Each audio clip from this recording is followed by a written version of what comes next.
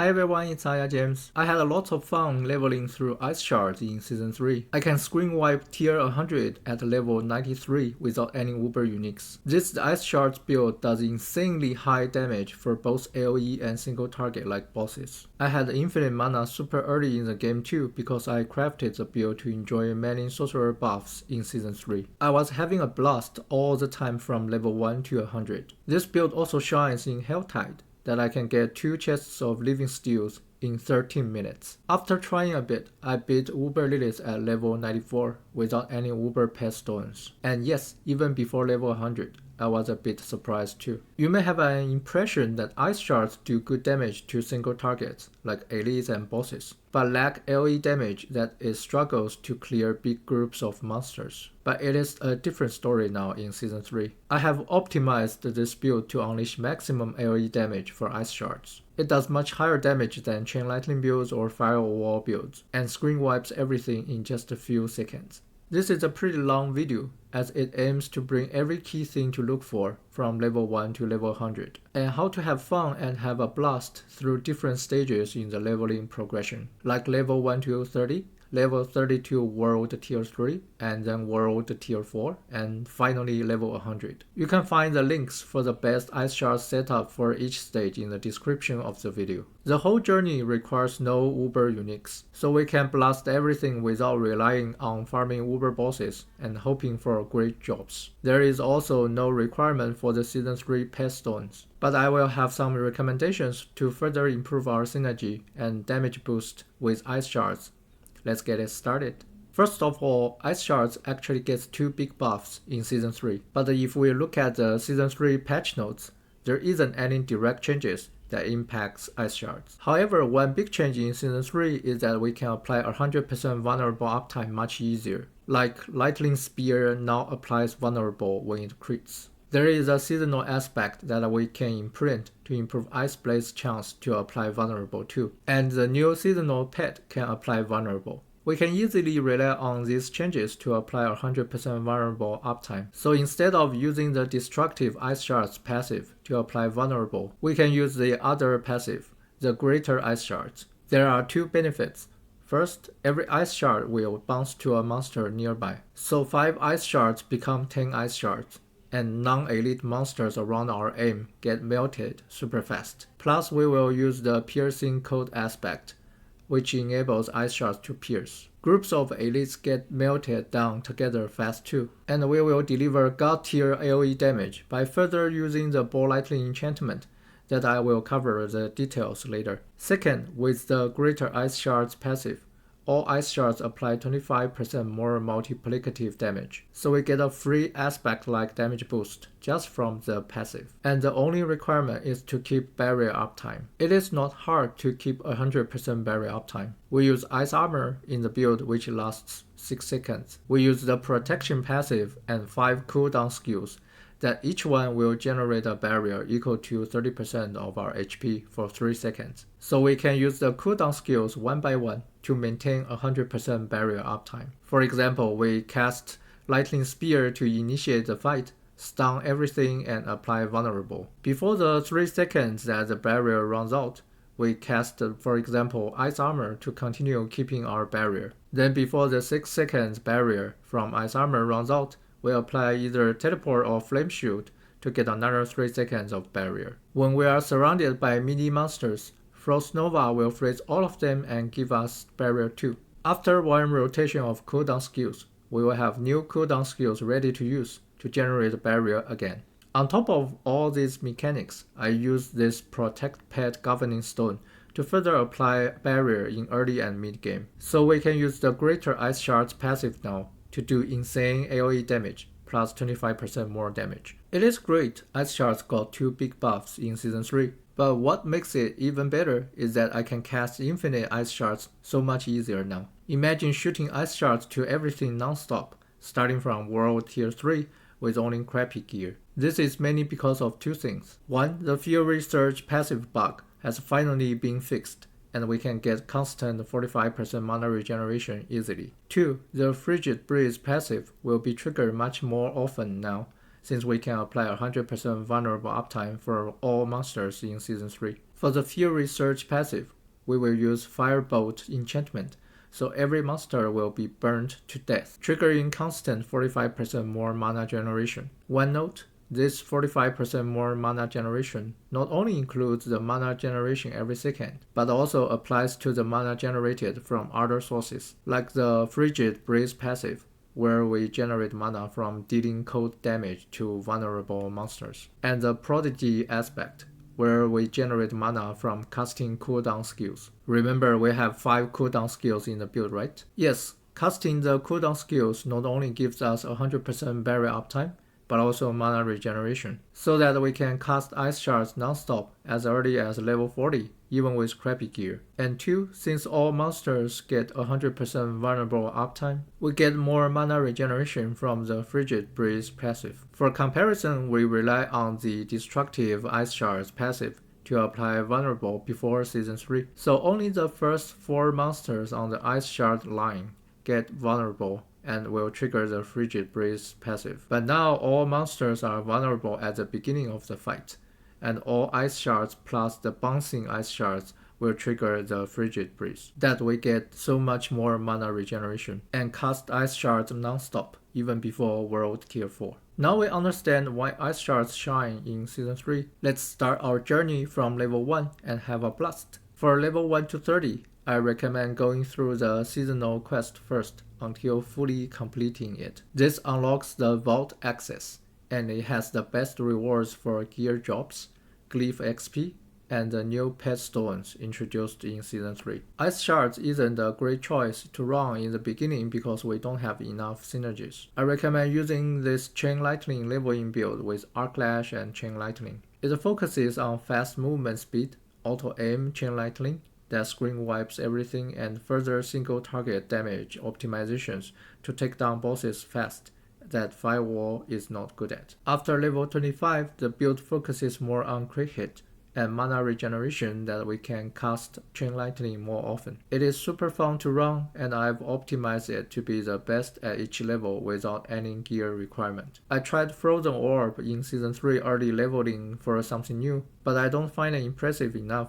compared to Chain Lightning. I keep running out of mana quickly, and I need to precisely locate myself mid-distance with anything to hit it twice. This is pretty frustrating. I still recommend using Arc Lash and Chain Lightning leveling for max fun and max efficiency. And don't forget to complete the Sorcerer Enchantment quest at level 15. Completing it enables us to use Fireball Enchantment to trigger massive explosions to melt everything in seconds. It will take around 10 minutes in total, but it's definitely worth doing first after reaching level 15. After completing both the seasonal quest and the Sorcerer Enchantment quest, I recommend doing a mix of Whisper quests and Doheny Tunnel for max item drop, gold farming, XP farming, and max fun. Things become more interesting after we reach level 30. Why? Because we unlock the second enchantment slot, and we can start building our massive synergy. You can find the full build link in the description of the video, and every build afterwards. There are stats priorities for each gear piece in the build link too. It starts with only 1 or 2 stat priorities in the early game to help you pick gear pieces easier. It will be 4 stat priorities eventually, so that you have an idea how to progress to the end game gear gradually. There is also the skill leveling path that you can refer to for skill points allocation after each level up. Okay, let's jump into the key synergies. The first big synergy is running the Firebolt enchantment and getting 3 ranks of Fury Surge, as it makes sure we get tons of mana regeneration after each monster getting killed from burning. And you may be wondering, why don't I do this at level 15 when we unlock the first enchantment slot? It is because the Fireball enchantment is our most important damage output before entering World Tier 3. Without the Fireball enchantment, even if I get much more mana regeneration from the Fury Surge, I can't screen wipe monsters in seconds like this. The second thing I recommend doing is to unlock the aspect of Piercing Coat by completing the Dead Man Stretch, which is west to this small village. The dungeon takes only 5 minutes to complete. I recommend imprinting the aspect on the gloves with high crit chance. It is also pretty cheap to imprint this Piercing Coat aspect in the early game, so if you get another pair of gloves that has even higher crit chance, just imprint the aspect on the new gloves again and switch to it. Once we have 2 enchantment slots and the aspect of piercing code, we can switch our build to main in Ice Shards. And make sure we take the Greater Ice Shards passive, plus 3 ranks into protection so that we have infinite barrier, and 3 ranks to the Fury Surge for massive mana regeneration, and 3 ranks to the Frigid Breeze for even more mana regeneration. We use Lightning Spear and Frost Nova to apply vulnerable for Frigid Breeze synergy, and use Spark when we run out of mana and improve our crit chance by another 8% to improve our Ice Shards damage a lot. I did a full comparison between a few Domhane tunnel runs, some using the previous optimized Chain Lightning build, and some using the new Ice Shards build, through the exactly same gear and facing similar level monsters. As a result, the Ice Shards runs average at 2 minutes 45 seconds, while the Chain Lightning runs average at 3 minutes 10 seconds. So we can see this Ice Shards build actually outperforms the Chain Lightning leveling build, which is also why I recommend switching to it. Skill rotation wise, we cast these 4 cooldown skills one by one to get high barrier uptime. We don't have cooldown reduction stats at this point, so it is not 100% barrier uptime. But we could always cast the cooldown skills like 3 seconds between each one to get as high as 70% barrier uptime. Like here, I don't cast Ice Armor right after casting Frost Nova, and only cast Ice Armor when my barrier runs out from Frost Nova. Pet wise, it is pretty flexible because pet is not very useful at this point, since we likely don't have many stone access and our stone level is low too. But I recommend using the protection stone with tactical, duration, and voluminous support just to improve our barrier uptime. And for the other stone, I recommend using the Focus Fire stone with frigid support, so that we apply chill and get damage boost from Hoarfrost, and use the efficiency support for higher crit chance, and the resource support for more mana regeneration. I was able to beat World Tier 3 Capstone Dungeon boss at level 38 with pretty crappy gear without elixir. It was very challenging though, since I was pretty underleveled and my gear item power was low. The last boss fight alone took me around 4 minutes. Although I find it fun to do such a challenge once, I do recommend going to him at level 45 or above when we have higher item power weapons.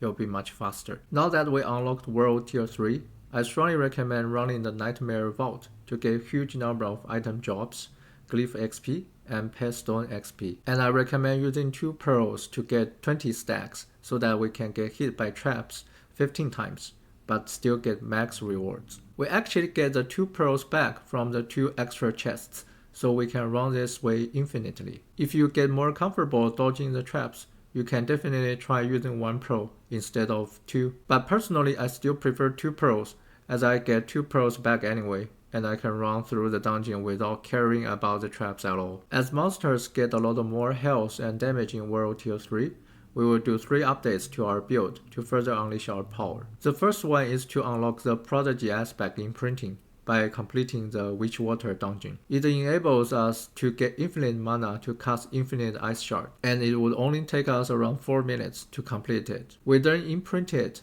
to any ring, as it is still pretty cheap to imprint at this time. The second is to update our build to remove Spark and Fireball completely. We are going to use Ice Blades to introduce the 5th cooldown skill that synergizes with both protection to get more barrier and the Prodigy aspect we just imprinted, more mana regeneration. And we are going to use Ice Blades enchantment instead of Fireball enchantment, given that monsters don't die that fast now as we enter the new world tier. Using the Ice Blades enchantment again synergizes with all of our cooldown skills to generate even more Ice Blades. And from the summoned Ice Blades passive, each Ice Blade hit will reduce cooldowns to all of our cooldown skills again. This cycle feels great. And to make things even better, we are going to put 3 points into Conjuration Mastery that we get another 12% multiplicative damage boost, given that we have 4 concurrent conjurations because of the Ice Blades enchantment. You can see that it only took me 17 seconds to take down this Nightmare Dungeon boss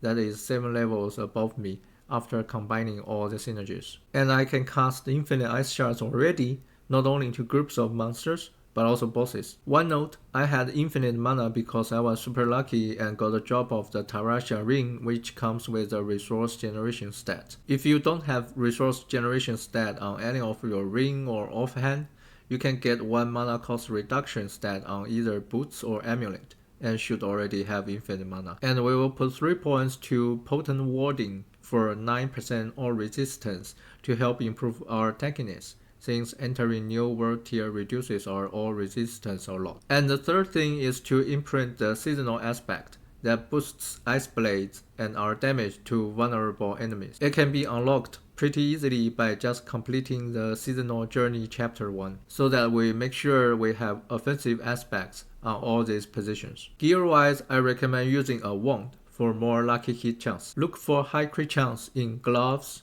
rings, and offhand, and look for percent armor, any resistance, and maximum life in these positions to build up defense. I tried the World Tier 4 Capstone Dungeon at level 56. I was surprised that I took down the boss in only 50 seconds. And to show you how good DPS I had, this is the Dangerous Elite before the final boss, and both of them was done in just 3 seconds. The key things are that I had all offensive aspects in place, and I had pretty high item power weapons, plus maximum crit chance on both of my gloves and offhand, plus a Tarasha ring. Without the Tarasha ring, you can use a control aspect, an edge master aspect, or a conceited aspect instead. After reaching World Tier 4, I tried to run the build in Helltides, and to my surprise again, I was already having a blast at only level 56. The Ice Shards damage is so insane.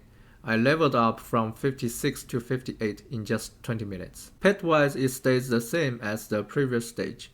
For the Paragon board, I recommend using the Unleash Glyph for more damage and more mana regeneration. Here's my full gear pieces beating the full Capstone Dungeon in 6 minutes at level 56 and enter World Tier 4. Please check the build link for the skill tree, the pet stones, and the Paragon board for the best setup. After entering World Tier 4, we will keep using the same build for a while and gradually upgrade each gear piece. We will focus on getting resistance stats from these 4 positions to build close to 70% all resistance first, and get as many defensive stats from these 4 positions, like damage reduction, percent armor, and maximum life. You can find the full setup including the Paragon board and the pet in the description of the video.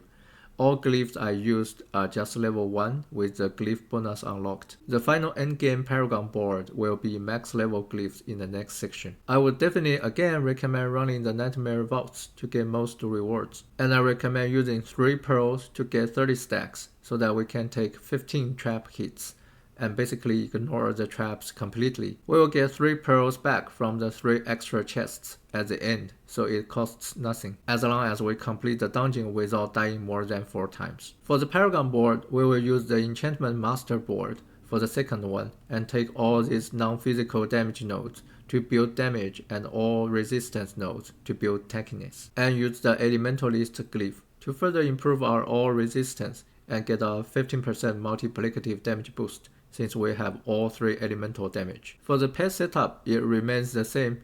If you find your survivability pretty good after upgrading a few gear pieces, I recommend replacing the protection stone with the flash of adrenaline to get 20% multiplicative damage boost, and take the safeguard support instead of the voluminous support to gain damage reduction. After reaching level 75, we will shift to the final version of this Ice Shards build and unleash its full power. The key change now is to update our amulet to use the Elementalist aspect, and use Ball Lightning Enchantment and Flame Shield instead of Ice Blades. Why are we waiting to do this change now? Because we've unlocked our 3rd Paragon board at level 70ish, and unlocked these nodes to gain 28 maximum mana. With 1 point in Devastation, we will have at least 131 maximum mana that is greater than 100 plus 1 cast of Ice Shards. This means that we can trigger the Elementalist aspect almost 100% of the time now, because we have tons of mana regeneration,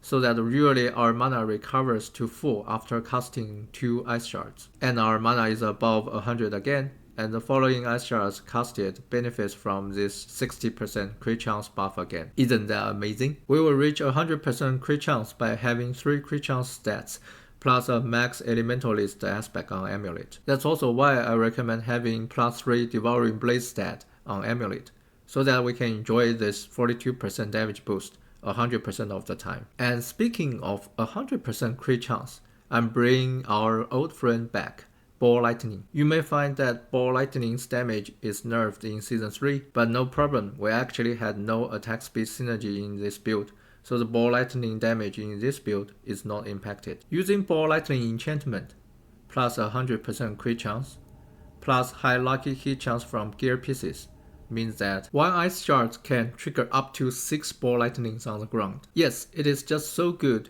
and the Ball Lightnings do extremely high LE damage on top of the bouncing and piercing Ice Shards. That's also why I can screen wipe everything in just a few seconds in tier 100 at only level 93. I beat the Uber Lilith at level 94, but it is a different story that I will cover in a separate video. One important note is that I have close to perfect gear pieces at level 93. I have maxed item power weapons, all best offensive stats, almost best defensive stats, max aspect value, and 3 max level 21 glyphs and 3 level 15 glyphs. This is because I have been farming tier 70 plus since level 70, which drops items with item power 925 already. And I got tons of glyph XP as I farmed high tier nightmare dungeon, same to my character level, so that I maxed out 3 glyphs at that point. It is likely to be different in your experience, but you will have the same experience once you reach the same state. For the pet setup, I assume you got some resource generation stats from these 3 positions,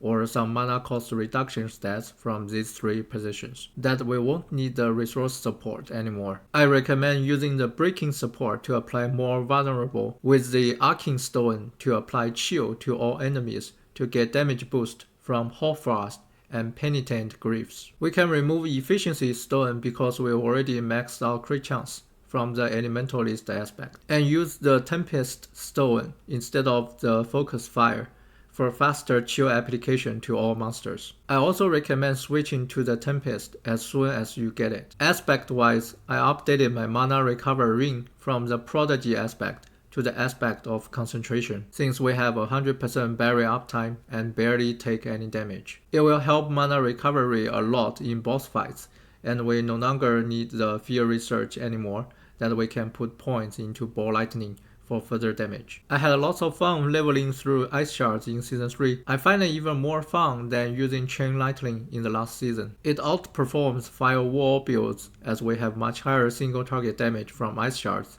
and higher LE damage from the piercing Ice Shards, the bouncing Ice Shards, and the Ball Lightning. I'm trying to find a way to compare it with Blizzard builds. I can't do a full Blizzard build myself as I'm still missing some aspects, and the uber unique Blue Rose. All other Blizzard YouTube videos are based on perfect gear, plus perfect uber uniques, plus uber pet stones. So it is hard to do a fair comparison between Ice Shards and Blizzard. If you know one video of Blizzard build that is only based on gear pieces without any uber uniques, please send my way in a comment or message me on Reddit. I'll be super happy to look into it and do a fair comparison between the 2 builds. I also hope this video helped you have fun in Season 3 through running Ice Shards, or have fun building your own Ice Shards version out of it. I will show my full build next with a complete tier 100 run in 3 minutes at level 93, so that you can have a good idea on how it feels. If you like the video, please help me share it and subscribe to my channel for more Diablo 4 social content.